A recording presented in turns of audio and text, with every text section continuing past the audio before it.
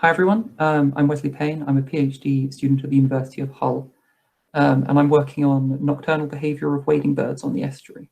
I'm just going to be talking about some of my nocturnal survey methods today. So a little bit of background. Waders, as you can see, two examples on the side there, the common redshank and the Eurasian curlew. So these are birds which gather in large numbers during the non-breeding period, so autumn and winter, on food-rich estuaries and tidal flat habitats. During this period, Britain hosts about a third of all waders using the East Atlantic flyway, not necessarily at the same time, but overall, and that's about 4.9 million birds.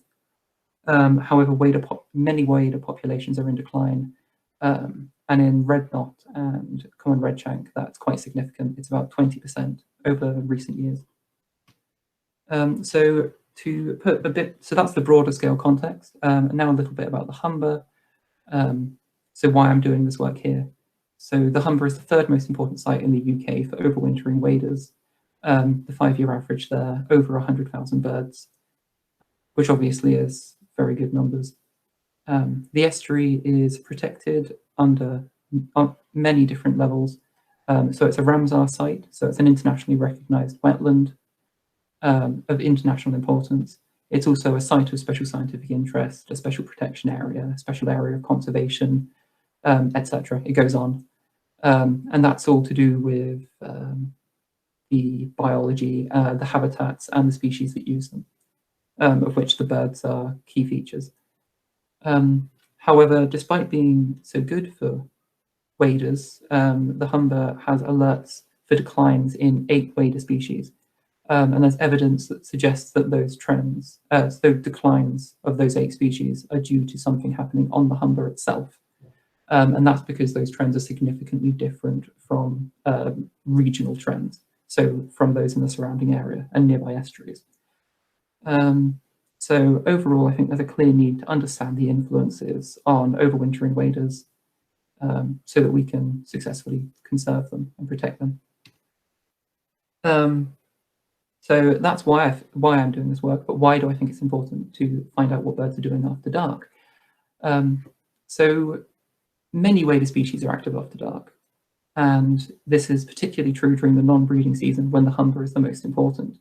And that's because the days are short, so there's less daylight available for the birds to do their activity in, so they're having to become more active at night. But also the tidal cycles are covering mean that their preferred intertidal foraging grounds are covered twice a day. And that means, obviously, they're more limited in when they can forage if they want to forage on the tidal flats. So they have to be active at night when those flats are exposed. Also combined with the tougher winter conditions when these birds are on the Humber. So it's colder and it's windier, so they're having to expend more energy to stay warm, which means they need to be taking more energy in order to survive. And if they can't be active at night or can't be sufficiently active at night to meet those energetic requirements, they're going to suffer a loss of fitness, which can influence survival directly, so they could starve, but it can also have other effects. So if a wader can't get enough food, it starts metabolizing fat, and then when it's through most of its fat, it starts metabolizing muscle. And obviously, if you think about a bird which flies up into the air in order to escape predation or disturbance threats, a loss of muscle is going to influence how quickly it can escape from a potential threat. And it will also have influences on migration. So how early the bird can migrate and how fast it can migrate. So it might have to delay its migration at various stages.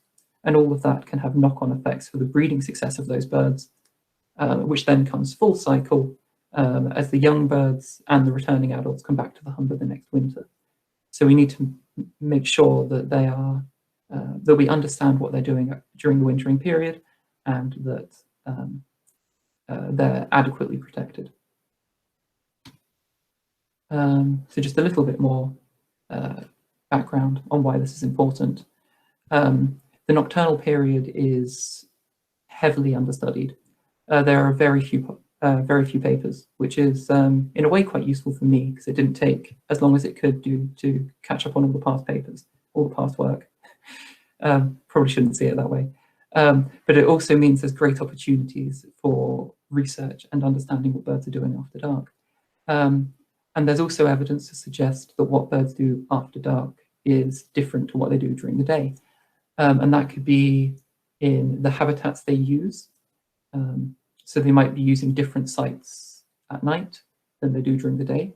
They might be doing that on both intertidal sites, or they might be doing it on terrestrial habitats, which could be either roosts or foraging areas, like farm fields. However, there may also be reasons why nocturnal is good, and I'll just cover these a few of these quickly. So just going back to the nocturnal pressures, which could be greater, so pressures which could be greater at night, which the bird could be experiencing. The most obvious one is the darkness itself. And this is, I mean, I think we can all understand why darkness will change a bird's behavior from during the day. And this is all to do with visual detection of food or of approaching predators. So if a bird is trying to find enough food to stay warm, and it normally forages visually, it's going to potentially struggle at night because it needs to find just like the most efficient prey item. So it might be looking for a specific prey species, it might be looking for a specific size. And then the note about predator avoidance there.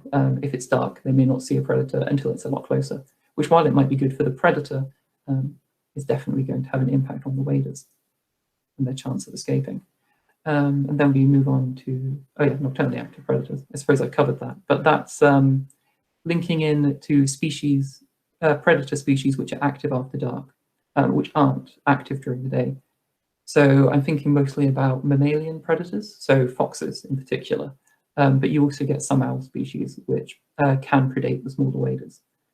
And if we're trying to understand predation pressure on waders, we need to understand the predation which only happens at night, as opposed to just the predation which happens during the day. Additionally, it's often colder during the night, so you get lower temperatures, and that puts extra energetic stress on the birds. And then it's not all negative, thankfully. There are some potential benefits to birds of nocturnal behaviour. And the most obvious of those, particularly in light of Jackson's talk just now, would be disturbance on the Humber. I don't meet many people when I'm out after dark. For some reason, the pitch black banks of the Humber aren't attractive to most people.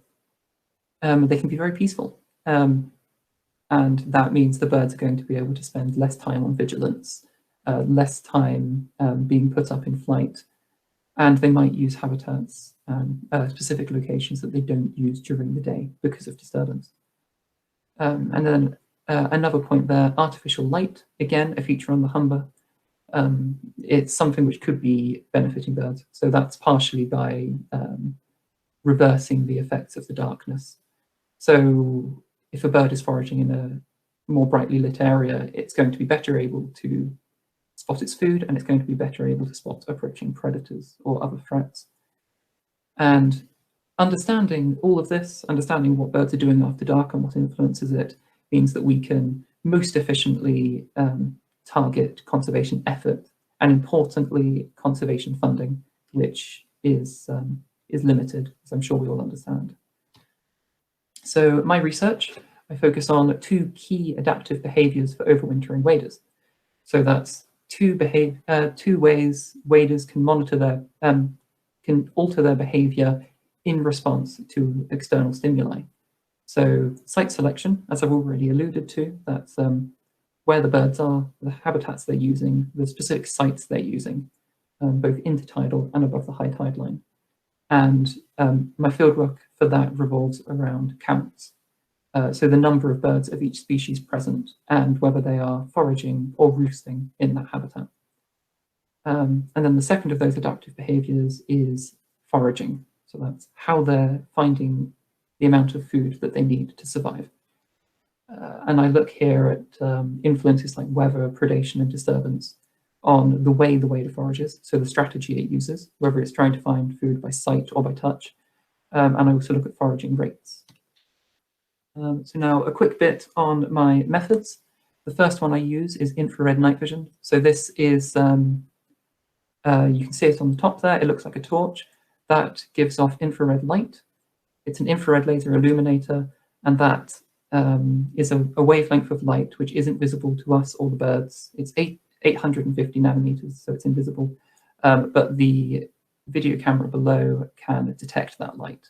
It's got a night shot function. Amazingly, this technology, in the sense of the camera at least, seems to be mostly targeted towards ghost hunters.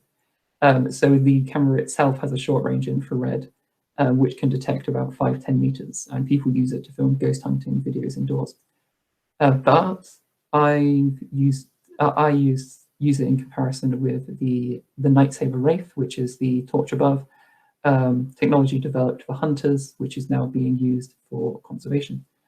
And that's got a useful range of about 400 meters for counts, though I find it works best up to about 200 to 250 meters. And that's for both ID and so identification and behavioral observation. Because I'm filming on the video camera, it's a relatively high quality image. It's slightly limited by the availability by how close the bird is to the light source. And obviously it can get a bit pixelated at distance, but it works really well. However, the infrared lights up a relatively small area because it's a laser. If you've used a laser pen, then you'll know it's obviously a small point, so it can take quite a while to count an area. So it can take, in the worst cases, up to 8 minutes to count a large field or a large section of tidal flats. And obviously that could potentially be inaccurate because I don't know if I found all the birds or how they're moving around during that time. This method is relatively cheap if you've got a video camera that can sense infrared, because the addition then is the infrared illuminator, about £185. There are probably also cheaper video cameras available, but my supervisor wanted one that worked for other projects, so we got a good one. Weather conditions can be limiting with this method. If the beam of infrared light is obstructed by rainfall or fog, so moisture in the air blocks the light, significantly shortens the range. But overall, the method works quite well for behavioral observations and relatively good for counts.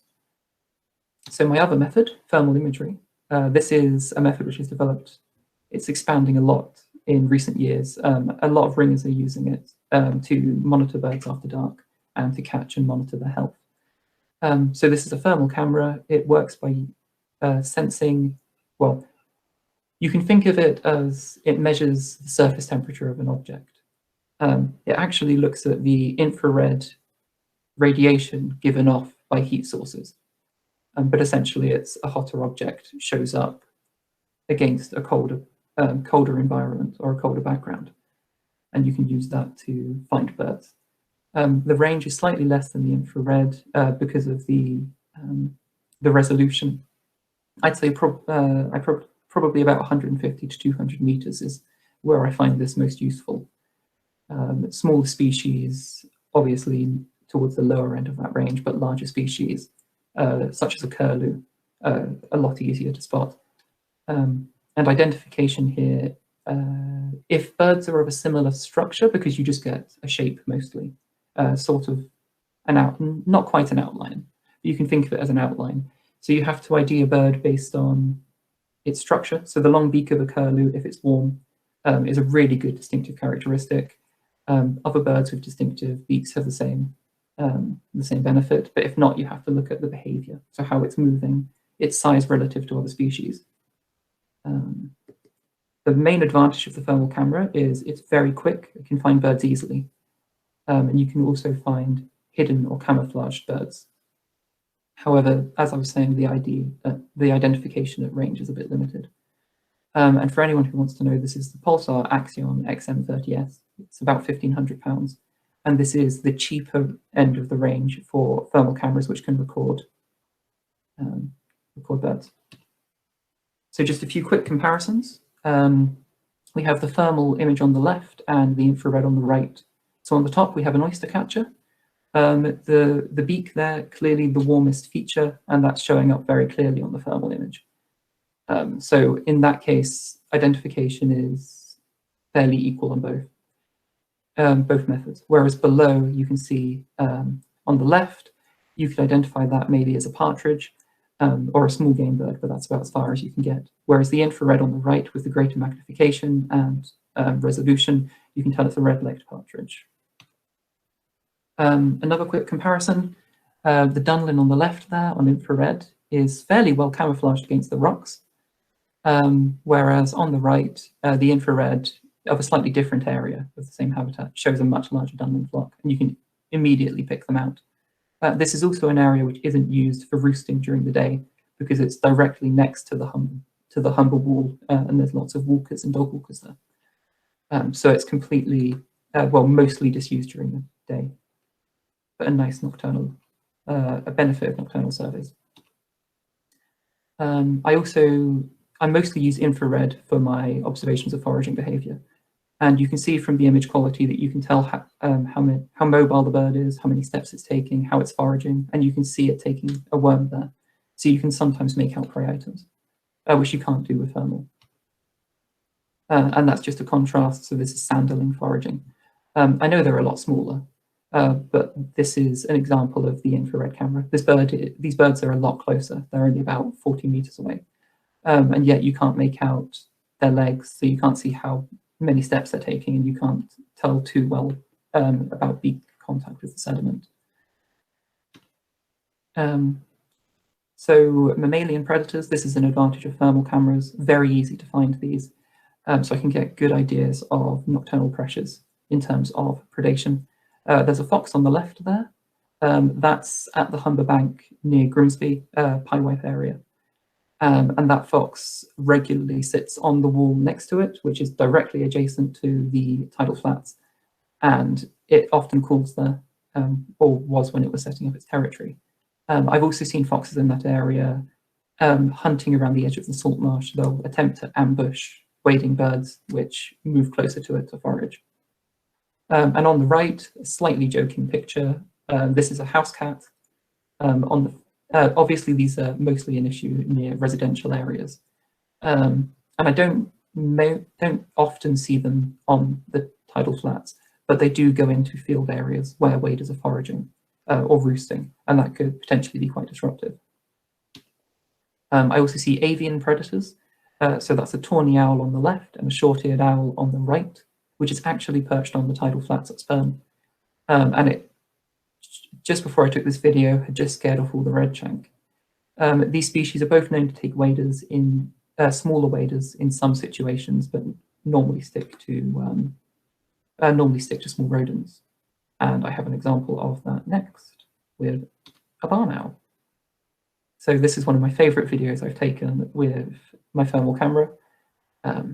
Just a short, and I've clipped it, but just a short barn owl hunt. So this barn owl, within 1 minute and 7 seconds of getting to the Humber Bank, found and caught a small rodent and then takes it off to eat it. And that's something that I wouldn't have been able to monitor accurately without a thermal camera or night vision capabilities. So rounding up, in conclusion, these methods are non-invasive. They don't disturb the birds, which is a huge bonus. They differ from each other, but they also complement each other. The infrared lets me look at birds in great detail, and identification is quite accurate, but it struggles to find birds, whereas the thermal camera finds birds quickly and then falls down slightly when it comes to ID of distant birds or looking at the behavioral details. So overall, the combined approach maximizes the efficiency and accuracy of my data. And a quick disclaimer, other methods are available. I would highlight sound recording here so you can monitor the birds in a habitat, but also tagging, which Luca and Lucy are going to mention in their talks. Thanks to my supervisors, Sue and Alistair, and the University of Hull for supporting my research. There are my contact details if anyone wants to get in touch. I do put images and videos from my work on my Twitter, and there are the references I've used for the conservation. Thank you, and if anyone has any questions, please put them in the chat. Excellent, great talk, Wes. That's really fascinating talk. So has anyone got any questions? I have lots, but I'll let other people have a turn. Okay, while other people are putting their questions into the chat box, I'll ask a very quick question, Wes, if you don't mind. Actually, I've got questions now. I'll keep my question for later. Thinking of nocturnal benefits, is anything known of differing availability of invertebrates at night? It's a question from Andrew Henderson. Yes, so it's not something I've looked into because that's not where my specialism is, but there are different, some prey species are potentially more available. There's been some work done up by Lindisfarne, around the Lindisfarne Holy Island area. Okay.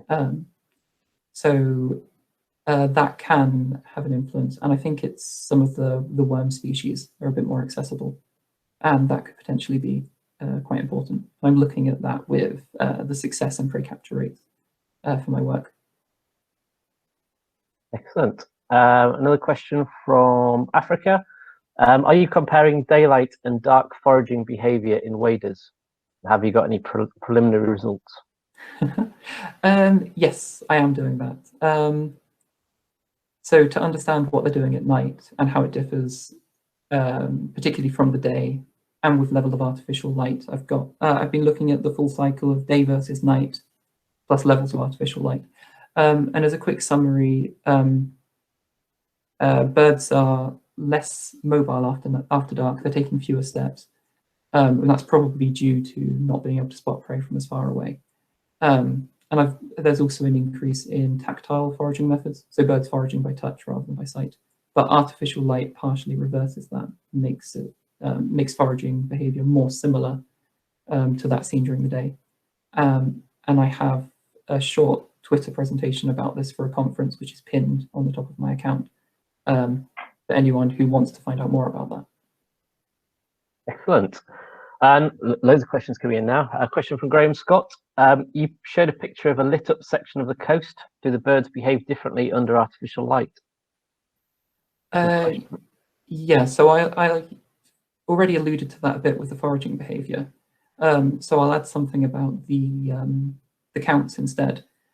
So it's preliminary because I've not done all the analyses for it yet, but I think on nights with a new moon, so no natural light, and sites with no artificial light, I find much lower numbers of waders.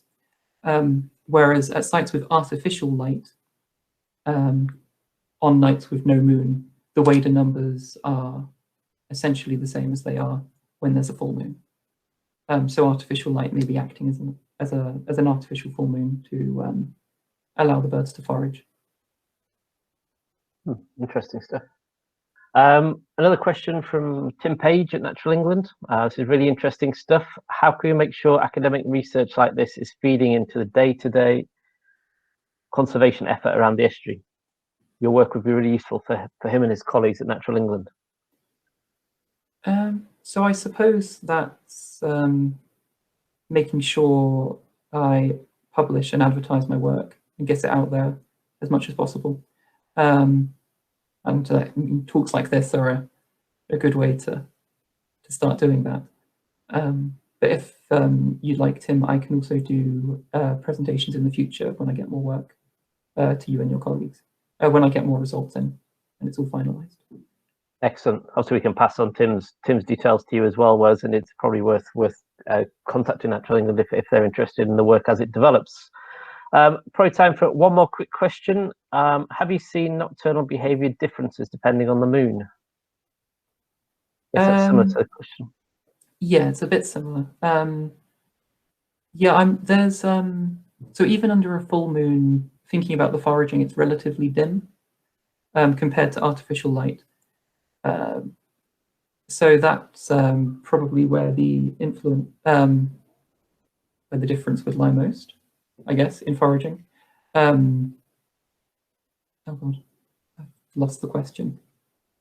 Yeah, they keep scrolling down.